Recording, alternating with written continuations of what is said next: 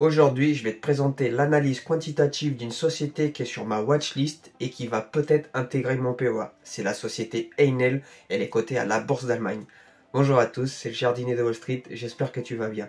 Alors, n'hésite pas à t'abonner si tu apprécies ce genre de contenu. Moi, j'ai besoin de toi pour faire connaître ma chaîne et augmenter le référencement. Et n'hésite pas à mettre un like si tu as apprécié ce genre de contenu. Allez, c'est parti, on se retrouve sur mon ordinateur. On se retrouve sur le screener Vise et comme tu peux voir, la société Heinel, elle fabrique des produits de bricolage et de jardinage pour les amateurs et des produits essentiellement de maison. Ça va des tondeuses à gazon, des scarificateurs, des petites pompes, des chauffages, etc. Ils ont une gamme de produits assez large, mais ça, on verra lorsque je ferai l'analyse fondamentale. Pour l'instant, on va se concentrer sur les chiffres. Comme tu peux voir, c'est une petite capitalisation boursière. Elle fait 600 millions à peine de capitalisation. C'est vraiment une toute petite société. Donc là, comme tu peux voir, on peut voir que le Piotrowski score est de 7 sur 9, ce qui est quelque chose de très bien pour ce genre de petite société. Le Benich M-score, donc la fraude comptable, il n'y en a pas. Parce qu'avoir un tel score, ça veut dire que la société ne trafique pas ses chiffres. Et ça, c'est plutôt rassurant pour nous, investisseurs. Le score de Altman, pareil, il est très rassurant parce que la société ne risque pas de faire faillite parce qu'elle a énormément de cash. Et j'ai déjà regardé les chiffres et je te garantis qu'elle a énormément de cash. Donc c'est pour ça que le score, il est très rassurant aussi. Le ratio de Sloan, le ratio de prêt, il est dans la moyenne aussi. Et la note du screener Value Investing Screener est de 10 sur 13, ce qui est une excellente note. Là, on se retrouve devant le tableau de la croissance. Tu peux voir que la croissance sur 10 ans est de 10%, enfin 11% par an du chiffre d'affaires, c'est colossal.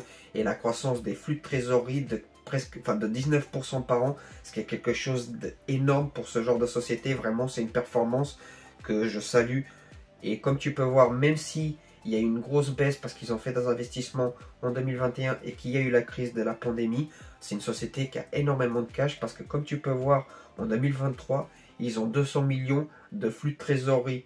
Ça veut dire un tiers de la capitalisation quasiment, c'est énorme comme cash. Et comme tu peux voir là, la croissance sur les 5 dernières années, elle est aussi très bonne parce que du coup, elle est dédiée de 11% par an. Et là, tu peux voir qu'il y a la petite baisse. Mais ça, c'est le genre de choses qui m'inquiète pas plus que ça quand j'ai regardé le bilan. Et c'est ce qu'on va voir tout de suite. Mais avant ça, on va regarder les marges. On peut voir que les marges sont plutôt faibles. Mais ça reste vraiment correct pour ce genre d'industrie. 33% de marge brute alors qu'il y a des coûts de production qui sont vraiment élevés, que ce soit en main d'œuvre ou même aux matériaux parce qu'ils dépendent beaucoup des matières premières. C'est vraiment quelque chose qui est très très bien selon moi. Une marge d'exploitation qui est plutôt correcte pour ce genre d'industrie aussi. Quasiment 8% de marge d'exploitation pour ce genre d'industrie, c'est vraiment très correct. Pour ceux qui connaissent l'industrie, ils peuvent la tester.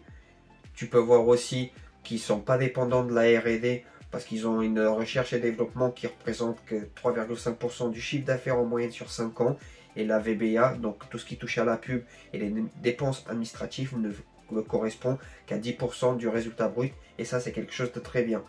Le CAPEX aussi, il a une moyenne de 35%. C'est un tout petit peu haut, mais moi ça ne me dérange pas parce que je sais que c'est une société qui est en train d'investir dans sa croissance. Donc moi ça ne me pose pas trop de problèmes dans ce genre d'industrie. Sur d'autres sociétés un peu plus matures, ce genre de chiffres me poserait un peu plus de soucis. À surveiller aussi, j'ai vu qu'il y a une grosse augmentation de la VBA, donc ils ont dû faire des dépenses assez conséquentes pour faire croître leur image de marque. À voir s'ils continuent dans cette lancée-là ou s'ils vont se stabiliser. Mais pour l'instant, ça ne m'inquiète pas plus que ça. En tout cas, c'est mon ressenti. Au niveau du bilan, tu peux voir que le price to book, la société se négocie peu cher pour la valeur comptable qu'elle dispose. C'est vraiment quelque chose de très bien. Et tu peux voir aussi que la dette ne représente que 33% des capitaux propres. C'est une société qui est endettée, mais qui n'est pas trop endettée justement. Et ça, c'est quelque chose de rassurant, surtout pour moi. Et tu peux voir aussi qu'il lui faut 2,35 ans de résultat net pour rembourser sa dette, ce qui est plutôt correct, c'est même vraiment très bien moi je trouve. Et le ratio actuel est de 2,19. Ça veut dire que les actifs court terme remboursent les passifs court terme 2 fois. Et ça c'est vraiment quelque chose d'exceptionnel, surtout pour ce genre d'industrie, et c'est quelque chose qui me rassure énormément. Au niveau du management, il y a quelques infos que je n'ai pas encore trouvées et je trouve ça un peu dommage, comme la part d'initiés. Je sais qu'il y a 32% d'institutionnels donc à surveiller et j'aurais aimé avoir aussi le salaire du PDG pour voir s'il ne se paye pas un peu grassement et que du coup, nous, en tant qu'actionnaires, on est un peu lésés. Et donc, comme tu peux voir aussi, il n'y a pas eu d'émission d'action. Ils ont gardé le même nombre constant depuis 10 ans. Donc il dilue pas trop les actionnaires, donc ça c'est quelque chose de très très bien aussi. Et au niveau du dividende, là actuellement en 2024 il est de 3 euros par action, ce qui est correct. Mais tu peux voir aussi que la croissance elle est exceptionnelle, ça veut dire qu'il croît de 19% par an. Et ça c'est quelque chose de très très bien. Et le payout ratio il est que à peine de 28%, enfin 27,60, c'est vraiment très faible. On ira regarder sur Mooning par rapport au free cash flow que j'ai additionné sur mon tableau, mais ça, je vais te faire une synthèse tout de suite. Comme tu peux voir, je vais t'afficher le tableau récapitulatif de tout ce que j'ai pu regarder sur cette société-là, et elle s'en sort avec un joli 15 sur 20 au niveau de l'analyse financière.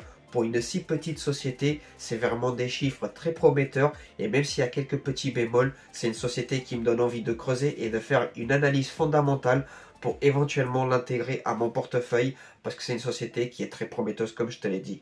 Voilà, moi je vais te présenter l'analyse fondamentale dès qu'elle sera faite, mais c'est une des premières sociétés que je vais analyser au niveau de ses fondamentaux. Et moi je te dis à très vite, n'hésite pas à t'abonner, j'ai besoin de toi pour le référencement, n'hésite pas à mettre un like si tu as aimé ce contenu, et je te dis à très bientôt. C'était le jardinier de Wall Street, je sème des pièces aujourd'hui pour récolter des billets demain. Ciao les amis!